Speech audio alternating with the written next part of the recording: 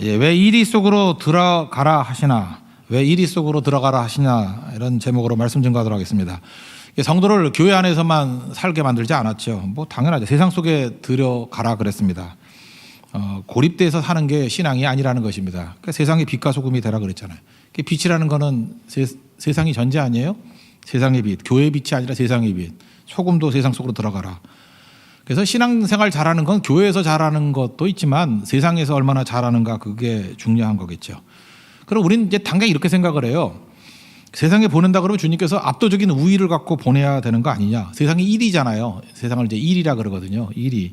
그 1위하고 싸워서 이기려고 하면 사자를 보내야지. 호랑이를 보내야지. 그죠? 그래서 우리를 사자로 만들고 호랑이를 보내서 이기면, 압도적인 모습으로 이기면 되는 거잖아요. 그 일본 선교 반대하는 사람 가운데 그런 것도 있더라고요. 왜 선진국에 가냐는 거야. 이렇게 네팔이나 인도같이 못 사는 데 가가지고 전해야지 되는 거지. 참 이상한 생각을 하대. 그죠? 그러니까 우리가 사자 같은 모습으로 가야 전도가 되지, 일본이나 뭐 미국 같은 데 가서 전도가 되겠느냐, 뭐 이런 얘기를 해요. 그건 벌써 전제가 틀린 거죠. 뭐 돈이 단가? 그죠? 그러면 유대인들이 어떻게 로마에서 복음을 전거했겠습니까? 세계 최강의 로마였는데, 로마의 심장부에서 내가 복음을 부끄러워하지 아니하노니 이 복음은 모든 믿는 자에게 구원을 주신 하나님의 능력이 됨이라. 바울의 외침이잖아요. 로마서 1장 16절. 그러니까 그건 아니죠. 그러니까 착각이라는 것입니다. 그래서 우리는 알게 모르게 이런 생각을 하는 것 같아요. 그 세상에 나가서 승리하려고 그러면은 더 좋은 대학을 나와야 되고, 그래서 뭐 좀 뽀대가 좀 나야 되고, 경제력도 좀 있어야 되고, 부자들 많으면 강한 교회고, 또 관계도 좋아야 되고, 또 교회가 또 외모도 좀 멋지고 이런 사람들이 있어야 된다고. 아닌데, 그죠? 예수님이 외모가 좋았나? 보기 싫었다 그랬어요, 예수님이. 예수님을 너무 잘생긴 걸로 그리면 잘못 그린 거예요. 보기 싫어야 돼요. 그게 예수님이죠. 보기 싫어야 돼. 근데 우리 착각에 빠지게 된다는 것입니다. 그러니까 하나님의 전략은 뭐냐 하면은 양을 보내는 거예요. 양을. 이리 가운데 양을 보내는 거예요. 근데 양을 보낸다는 건 전제가 있죠. 그냥 양을 보내면 죽잖아요. 그러니까 목자와 함께 하는 양. 양은 목자 없으면 아무것도 아니거든요. 그리고 양을 보내는데 양으로 머물러야 된다. 어떤 양이냐? 목자를 의지하는 양으로 머물러야 된다. 이게 중요하다는 것입니다. 여러분, 성도가 세상에 들어가면요, 핍박을 당하게 돼 있습니다. 여러분 가운데 지금 세상에서 핍박을 안 당한다 그러는 거는 정말 이상한 일이에요. 그 기적이에요. 왜 예수 믿는 사람들이 세상에서 박수를 안 받고, 지금도 그래. 교회가 세상에서 좋은 이미지를 갖고 뭐 박수를 받고 이런 걸 원한다 그러는데 그냥 웃기고 앉아 있는 거예요. 웃기고 자빠진 거죠. 그거 말이 됐냐고요. 복음의 본질이 뭐냐? 복음 안 전하니까 그런 일이 벌어져요. 복음의 내용이 뭐냐 하면 이런 거예요. 그냥 아무리 친절하게 얘기를 한다 할지라도 결국은 오직 예수님밖에 없다는 거 아니에요? 예수, 오주, 예수뿐. 그거죠. 뭐 얘기를 나누다 보면은 뭐 다른 길이 있다고 세상 사람은 얘기하잖아요. 근데 우리는 얘기하다 보면 그러잖아요. 다른 길은 없어. 그러잖아요. 그러다가 한참 얘기하다 보면, 그러면 네 말은 내가 이렇게 살면 지옥 간다는 말이냐? 맞아. 그래야 되잖아요. 아니에요? 아니고 그럴 수 없잖아요. 아무리 친절하게 얘기하더라도 그럼 내가 예수 안 믿으면 지옥 간다는 얘기냐? 맞는데 그러면 열받죠, 누구나. 그죠? 그렇구나 하고 뭐 믿을 사람 있나요? 복음은 유일한 길이기 때문에 그래요. 이거는요, 확률 얘기가 아니에요. 세상은 확률 얘기하잖아요. 이렇게 하면 잘 될, probability, 될 거다, 개연성을 얘기를 하는데, 우리는 확신이잖아요. 컨빅션 아니에요. 확신이고 이 길밖에 없다 그러잖아요, 예수님이. 그러니까 복음을 증거하면요, 무조건 부딪히게 돼 있어요. 복음 앞에서 굴복하든지 깨지든지. 그러니까 복음은 우리 능력으로 증거하는 게 아니라 성령의 능력으로 증거하는 거죠. 성령께서 복음 증거할 때 일하시는 거예요. 우리 설득력으로 되는 게 아니고, 우리 지혜와 설득력, 그 아름다운 말 갖고 되는 게 아니고, 우리는 선포하래요. 전하래요. 복음을 증거하래요. 그러면 일은 하나님이 하신다고. 우리 사명은 그거예요. 그래서 우리는 핍박받는 일을 하고 사람 열받게 만드는 일을 하는 거예요. 계속. 전도가 열받게 하는 거예요. 다른 사람들이 너 틀렸다고 그러는데 누가 좋아하겠어. 이게 유일한 길이라 그러는데 저런 앞뒤 막힌 사람이 어디 있어. 그래서 뭐 복음이 뭐 관용이고 그런 게 어디 있어요. 복음의 원색 복음은 예수님밖에 없는 거지. 그러니까 환영 못 받아요. 그리고 미움 사고 한심해 보이고. 그래서 예수 믿는 사람이 터득한 게 하나 있죠. 예수도 믿고 핍박도 안 당하는 방법이 뭐냐? 충돌하지 말자요. 그래서 절대로 직장 가서는 정치 얘기하지 말고 종교 얘기하지 말자. 그죠? 그리고 성경책 절대로 앞에 두지 말자. 성경에 두면은 믿는 티를 내지 말자. 믿는다 그러면 불이익이 있으니까, 그죠? 너 뭐 당직 더해 뭐 이런 거 할 때 피할 수 없으니까. 그래서 그거를 잘 사는 건지 알고 있어요. 그래서 생각보다 많은 사람들이요 위장책을 가지고 까모플라조 인생을 살고 있어요. 위장을 탁 해가지고 마치 아무것도 아닌 이상, 아닌 것 같이. 그래서 교회 간다 그러지 않고 종교 활동하러 가요. 뭐 이렇게 얘기를 하고. 이거 아니거든요. 분명한 건 뭐냐면 이리 속에 양으로 가래요. 그럼 대책이 있어야 될 거 아니에요. 그러면 죽으란 말입니까? 뭐 어찌 보면 예수님 죽으라 그랬잖아요. 그래 뭐 죽으란 말이다. 그것도 맞는 얘기인데 오늘 전략이 나온다고. 그게 16절인데요. 두 가지예요. 이 동전의 양면같이 두 가지 다 있어야 되는 거예요. 뱀같이 지혜롭고 비둘기같이 순결하라. 이게 양의 전략이에요. 뱀같이 지혜롭고 지혜, 비둘기같이 순결하라. 순결. 그래서 우리는 지혜와 순결 이 두 가지를 가져야 된다는 것입니다. 그래서 우리 믿는 젊은이들이 있죠. 믿는 젊은이들의 특징이 뭘까요? 젊은이들은 순수하잖아요. 뭐 모르니까 순수함도 없으면 어떡해. 젊은이들이 순수하지도 않으면 그건 문제가 있지. 순수해야죠. 순수해야 돼요. 앞뒤 생각 안 하고. 근데 지혜가 없어. 생각보다 이게 인생 살았던 지혜가 있거든요. 지혜가 없어요. 그래서 예수 믿는 사람이 순수함만 가지고 지혜가 없다 그러면 그거는 깡통이야. 그거 안 되는 거예요. 왜냐하면 우리는 지혜를 주시거든. 주님께 구하면 주신다니까. 순수함도 있는데 지혜로웠던 젊은이들이 있죠. 요셉, 다윗. 10대 때, 티네이저 때 얼마나 지혜로워요. 하나님 말씀이 있기 때문에. 그래서 젊은이들이 순수한데 지혜 없음 그거 아니에요. 순수함과 지혜가 같이 있을 수 있어요. 그럼 나이 든 사람의 강점이 뭘까요? 나이 든 사람은 지혜는 있어요. 산 게 많아가지고 이것저것 아는 게 많아. 지혜는 있는데 순수성이 없어. 순결이 없어. 세상 다 그런 거야. 뭐 너무 맑은 물에 고기 안 모여 뭐 이러고. 그러니까 대충 타협하고 살잖아요. 근데 크리스찬은 그렇게 살면 안 된다는 거예요. 나이 들어서 그래서 나이 든 성도에게서 제일 먼저 요구되는 게 뭐냐면 어린아이 다음이에요. 순수함. 그래서 예수를 제대로 믿으면요 늙은이 같지가 않아. 천진난만해 보여. 되게 순수하네. 지혜는 있거든. 무조건 늙으면 지혜는 다 생겨요. 하다못해 어떻게 하면 밥 맛없는지 그거 다 알아. 그죠? 이게 뭐 하여튼 이것저것 다 지혜가 다 있어. 순수함이 문제고요. 젊은이들은 지혜가 문제예요. 근데 이건 젊은이도 그렇고 어른도 그렇고 다 밸런스 가질 수 있다는 것입니다. 이게 양이에요. 양의 전략 가지라고요. 그래서 오늘 뭐 나이에 관계없이 지혜도 있어야 되고 순결도 있어야 돼요. 두 가지가 다 있어야 양으로서 이리를 이길 수 있는 하나님 백성이 될 수 있다는 것입니다. 그러면은 단서예요. 뱀처럼 지혜롭다라는 게 뭘까? 19절 20절이 단서인데 19절 보세요. 너희를 넘겨줄 때 어떻게 또는 무엇을 말할까 염려하지 말라. 그때 너희에게 할 말을 주시리라. 그 할 말을 누가 줘요? 너희 아버지 성령이시니라. 그러니까 우리가 지혜롭게 사는 방법이 뭐냐면 성령께서 내 주에 계시기 때문에 지혜로울 수 있다는 거예요. 그러니까 성령 충만함을 받아야 돼. 성령을 받으라. 이거는 전제예요. 성령 없이는 누구도 지혜롭게 살 수 없어요. 뱀처럼 지혜롭게 살 수 없어요. 성령은 지혜의 영이거든요. 내 안에 성령께서 동행하셔야 돼요.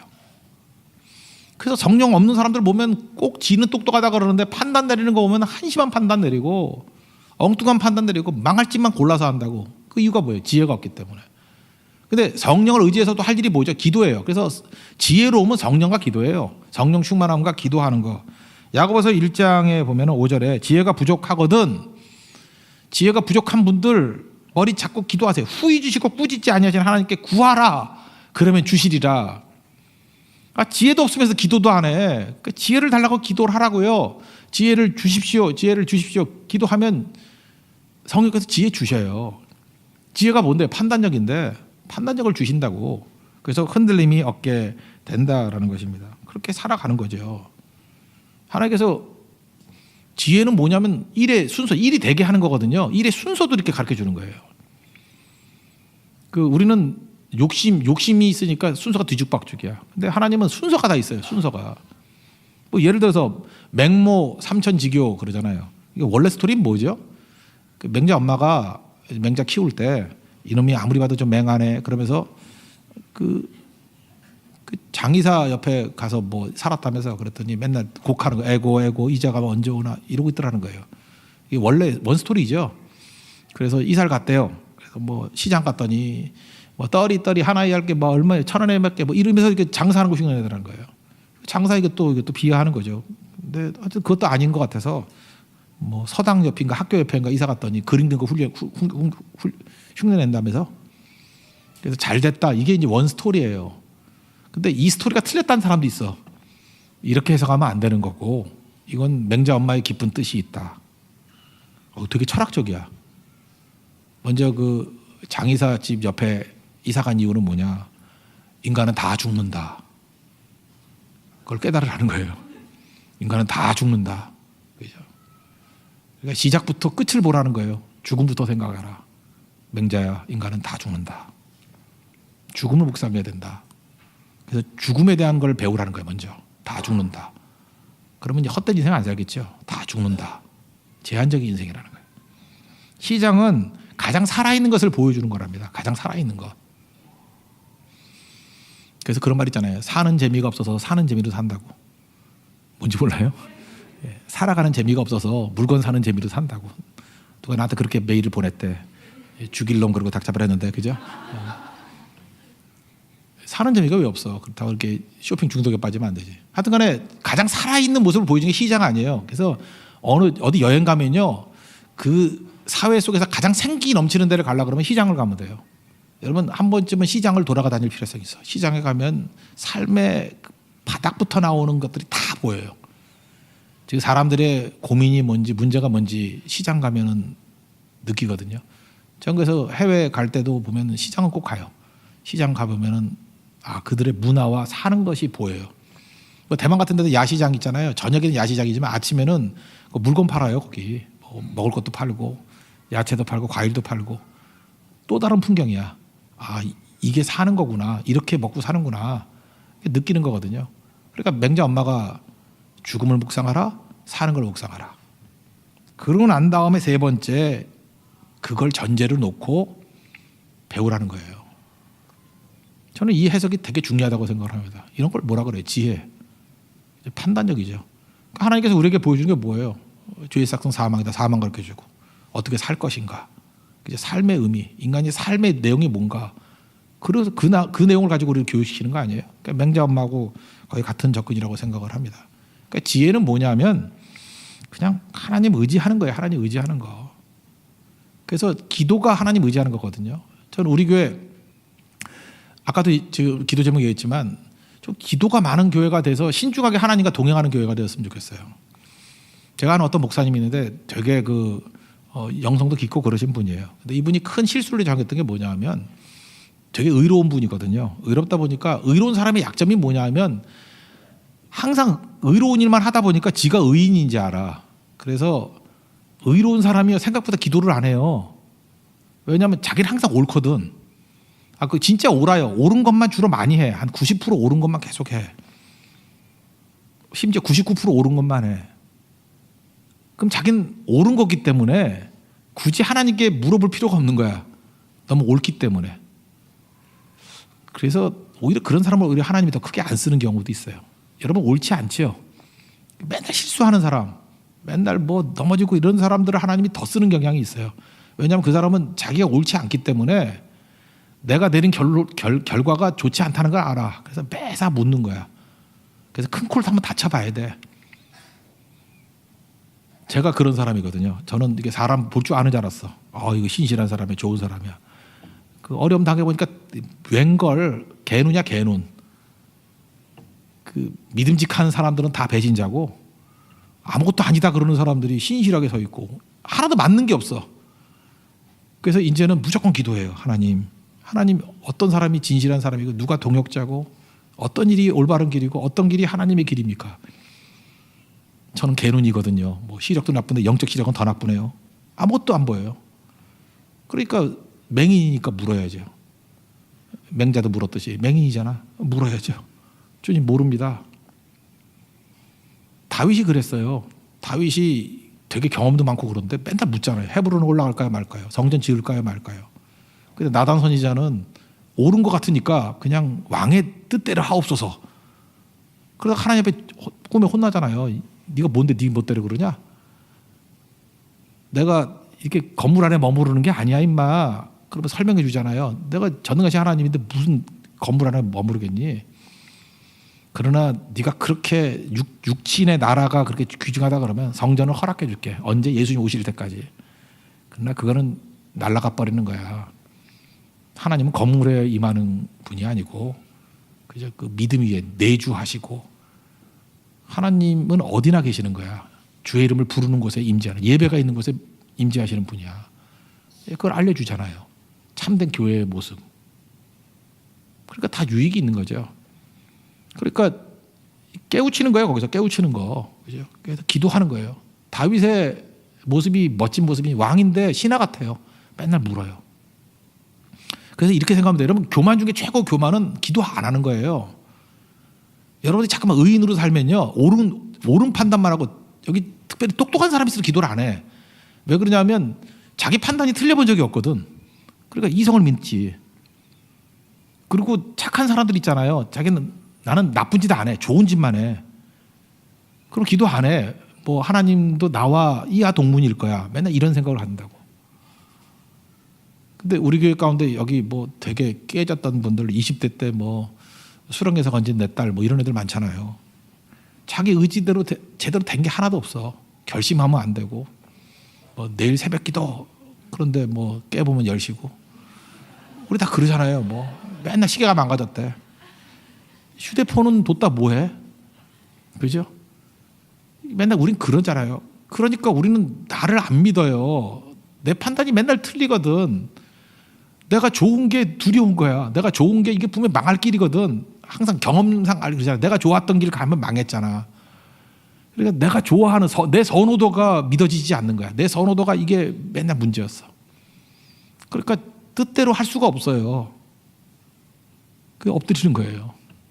하나님 내가 잠깐만 이게 끌리는데 내 경험 법칙상 이게 틀릴 것 같아요. 하나님 나를 좀 이끌어 주세요. 주님 나는 아무것도 안 보여요. 안 보이는데 어떡합니까? 보여주세요. 뱀처럼 지혜로운 거예요. 성령 의지하고. 그래서 더듬더듬 가는 거예요. 주님이 알려주시는 길을 찾아서. 그게 안전한 길이에요. 그러면 양인데 이 보통 양이 아니에요. 하나님의 지혜를 가진 양이야. 그래서 이겨요. 세상을 능히 이긴다고. 그러니까 여러분들 양인데 그냥 이리 속에 들어가면 100점 100패입니다. 그런데 뱀처럼 지혜를 가진 양, 이건 성령 충만한 양, 하나님께 맨날 물어서 기도하는 양. 그러니까 이건 양인데 껍데기만 양이지 양의 탈을 쓴 하나님이야. 그죠? 양인데 내용은 하나님이야. 승리하죠. 성령과 기도가 우리를 하나님 수준으로 이끌어가게 만든다는 것입니다. 그렇게 승리하는 하나님의 종 되기를 바랍니다. 저는 이번에도 좀 그런 기도 좀 많이 했으면 좋겠어요. 우리 대만 선교팀이 제주 선교를 동참할 것인가 고성을 동참할 것인가. 제가 그냥 얘기 안 했어요. 기도하자고. 그래서 일주일 동안 기도할 거예요. 더 기도해야 되는데 빨리 결정하자 미뤘어요. 아직 확정 못 하겠다고. 하나님께서 선한 길로 이끌어 달라고. 또 국내 선교 어떤 교회는 교인들이 다 같이 너무 목사님하고 목회 컬러가 다르대. 그래서 달리하자. 이제 뭐 다른 데 하자 이런 분들도 있어요. 반면에 또 연륜이 깊으신 장로님이나 권사님 중에 몇 분은 그래요. 그러니까 더 해야죠. 그러더라고. 내가 볼 때 둘 다 맞아요. 둘 다 일리가 있어. 난 지금 우유부단한가 봐. 이 얘기를 들으면 이게 맞는 것 같고 저 얘기를 들으면 저렇게 맞는 것 같고 더 헷갈려. 잠깐 머리카락이 더 빠질 것 같아. 그래서 같이 어저께 리더 모임 때 기도하자 그랬어. 기도해서 하나님 어떻게 해야 됩니까? 묻자고요. 묻고 일주일 동안에 답이 없으면 더 기도해야지 뭐. 더 기도하자고. 그래서 확신이 올 거 아니에요 우리에게. 그죠? 아니면 또 계속 끄는 거죠. 확신이 올 때까지. 뭐 어떻게 주님께서 보여주시겠죠. 기도했는데 주님이 안 보여주실 리는 없잖아. 그래서 매번 기도하자고. 저는 교회도 마찬가지. 교회 잠깐 그 건물 짓자 그러는데 저는 아무리 봐도 그게 확신이 안 와요. 그거보다는 건물이 없어지면 흩어지면 어떡하냐. 흩어져야 교회지. 에클레시아가 뭔데? 그 믿음 때문에 말씀 때문에 모인 사람들인데 성도의 모임이 교회인데 그런 생각이 잠깐 들어요. 그래서 또 기도해야죠. 그러면 하나님께서 진짜 교회의 본질을 유지할 수 있는 것이 됐다 그러면 그렇게 가야죠. 인간적인 판단 내리지 않았으면 좋겠어요. 계속 기도하는 거. 우린 양이잖아요. 양은 양 타이틀로 가면 100점 100패야. 뱀처럼 지혜로워야죠. 지혜가 뭐라고? 성령께 구하고 할 말도 알려주시고 갈 길도 알려주시고 성령 의지해서 기도하면 주님께서 반드시 알려주시잖아요.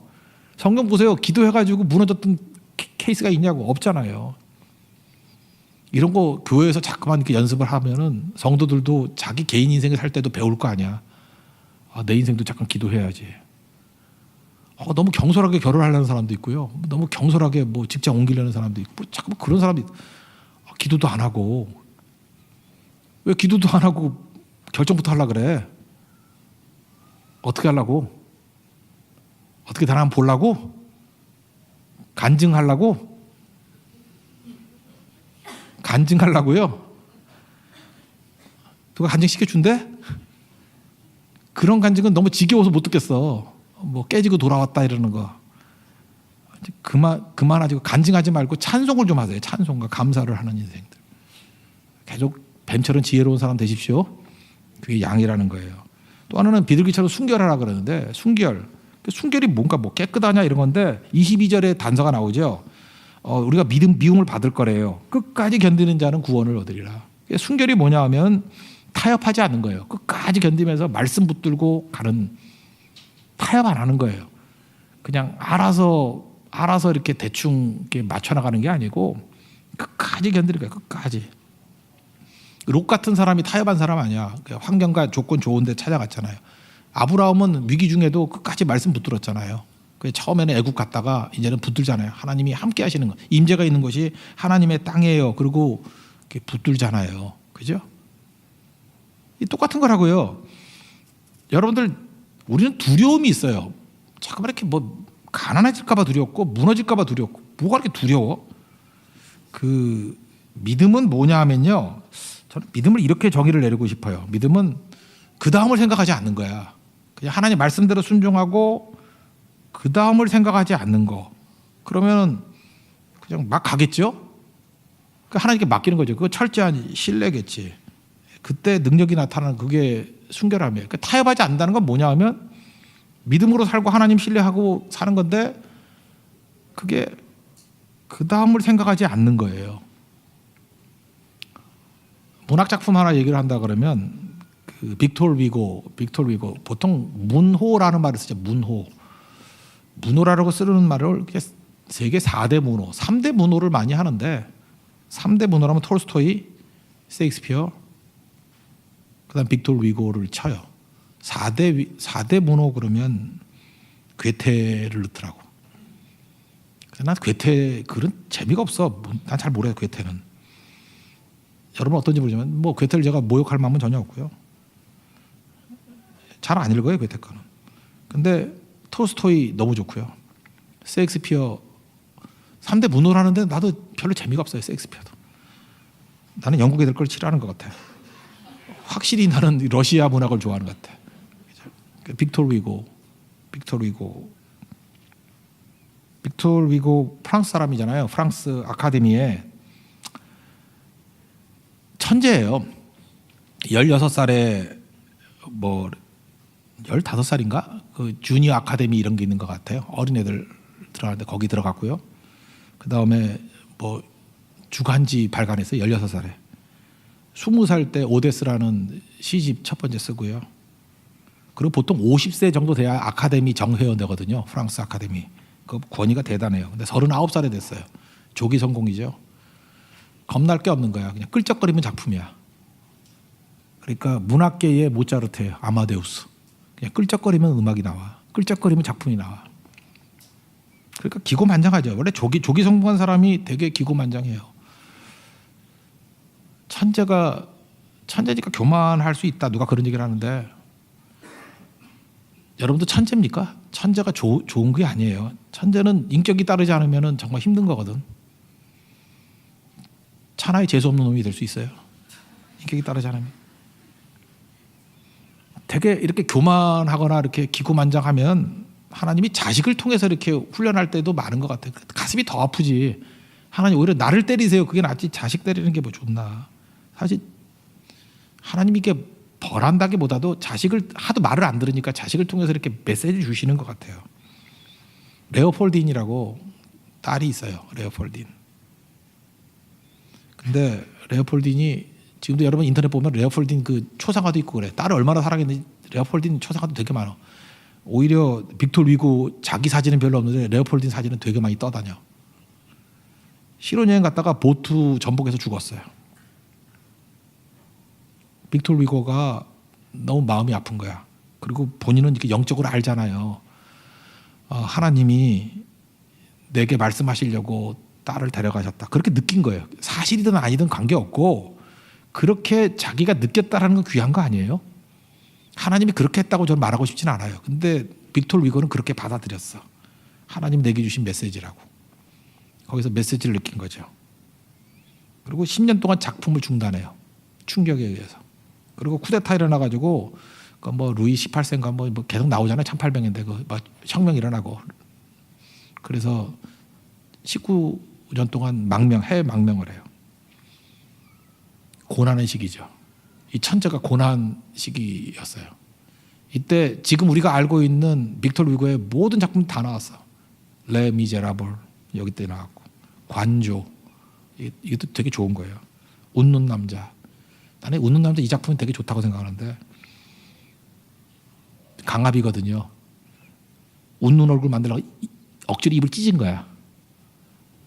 그 웃는 남자가 웃는 게 아니에요. 슬픈 거지. 꼭 읽어봐요. 사탄의 종말 뭐 이런 대단한 작품들이 이때 다 나왔다고.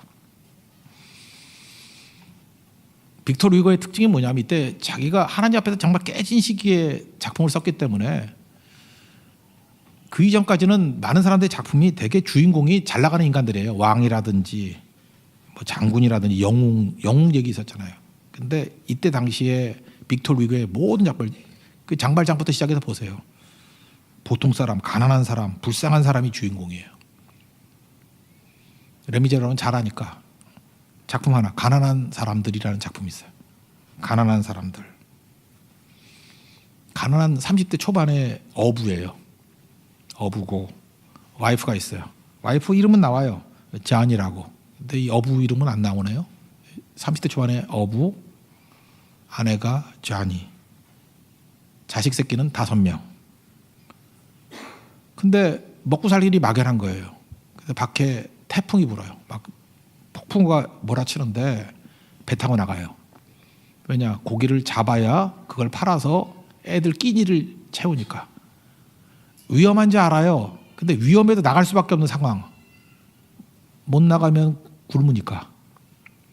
굶고 있는 애들, 울고 있는 애들 소리가 귀에 쟁쟁해서 나가요. 나간다고. 근데 그 아내 자니가 난로불 옆에 졸고 있다가 갑자기 환상을 봐. 난파당하는 남편의 모습. 그 다음에 풍랑에 고통당한 남편의 모습. 그래서 거기서 부르짖는 기도를 해요. 남편의 이름을 부르면서 하나님께 기도해. 살려달라고. 남편은 살려달라고. 살려달라고. 살려달라고. 그 진짜 풍랑이니까 남편은요. 또 풍랑 속에서 아내가 생각이 나. 아내 이름을 부르면서 꼭 아내 만나서 내가 위로해 주길 원하고 우리 자식들 먹여야 된다 그러면서 거기서 또 아내 이름을 불러요. 서로 떨어져 있어요. 들릴 리가 없죠. 근데 들려요.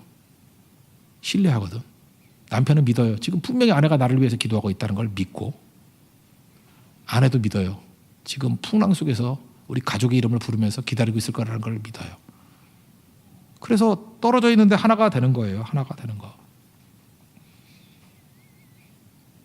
이게 타협하지 않고 그냥 받아들인 거예요. 삶을. 우리가 벗어나게 해달라. 그런 게 없어요. 이 가난한 사람들에는. 그냥 있는 곳에서 믿음과 사랑을 가지고 하나님 신뢰하면서 그냥 가는 거예요. 근데 진짜 아름다움이 막 꼽히잖아요. 그 다음에 남편이 이런 얘기를 했어요. 그 동네에 시몬 아줌마라고 있어요. 아줌마가 있는데 과부예요. 어려운 과부 잘 돌보라고. 남편이 죽었는가 봐. 아마 뱃사람이라서. 그래서 거기 돌보라고. 근데 바람이 막 치고 하니까 그 생각이 나가지고 자니가 시몬 아줌마 집에 갔어요. 갔더니 애를 낳은 거예요. 그러니까 갓난아기 하고 애가 둘이 있어. 그리고 엄마가 죽어 있어요. 그 두 아이 살리려고 막 옷 입히고, 그러니까 엄마가 막 최선을 다해서 아기 살리고 죽은 거예요. 그 모습을 보는데 고민이 되는 거죠. 이 두 아이 두고 올 수도 없잖아요.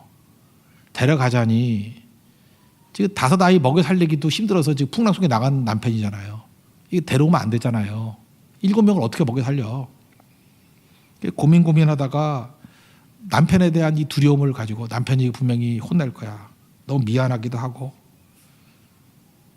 근데 버릴 수가 없잖아요. 그래서 그 다음을 생각하지 않아요. 그냥 아이를 데리고 옵니다. 그러고 난 다음에 이제 남편이 돌아와요. 돌아왔는데 뭐 이 얘기 저 얘기 하다가 시몬 아줌마가 죽었대. 그러니까 남편이 충격을 받는 거죠. 그러면서 또 어렵게 얘기하는 거예요. 자니, 우리가 지금 5명 아이 키우는 것도 힘들고 그렇지만 내가 더 열심히 일할게.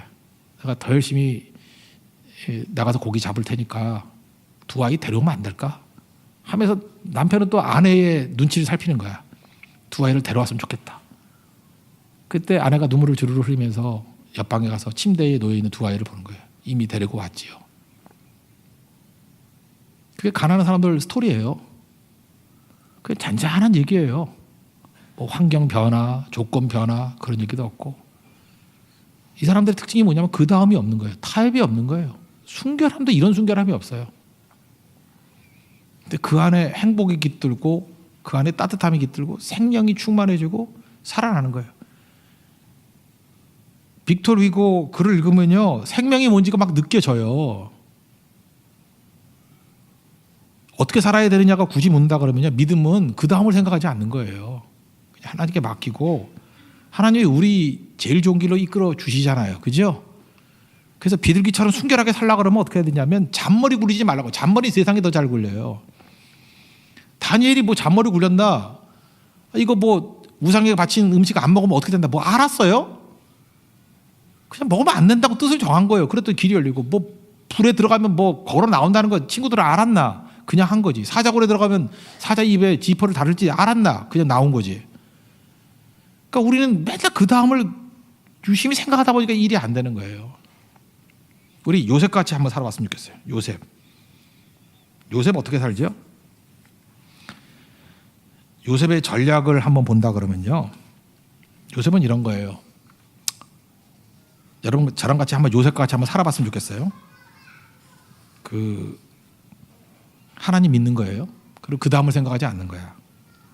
근데 형들이 말씀대로 살았다고 자기를 구덩이에 집어넣네. 그러면 내가 구덩이에 빠졌다 생각해요. 원래 구덩이 물이 있어야 되거든. 물이 없어요. 근데 죽지 않았어. 근데 살아있잖아요. 그럴 때는 이렇게 생각하자고. 그렇지, 하나님 살아계시지. 아직 데려갈 때가 아닌가 봐. 그리고 구덩이에서 그냥 가만히 있자고. 그런데 창세기 42장 21절 보니까 요셉은 그러지 못했는가 봐. 막 애걸했대. 형님 살려주세요, 살려주세요. 이거 괜히 했죠. 우리는 다 하니까 그렇잖아. 괜히 애걸했지. 난 이거 보니까 억울해. 괜히 애걸할 필요 없는데 그냥 가만히 있어도 사는데. 그래서 우리는 여기서 배울 게 있어요. 구덩이에 빠졌다 할지라도 애걸하지 말자.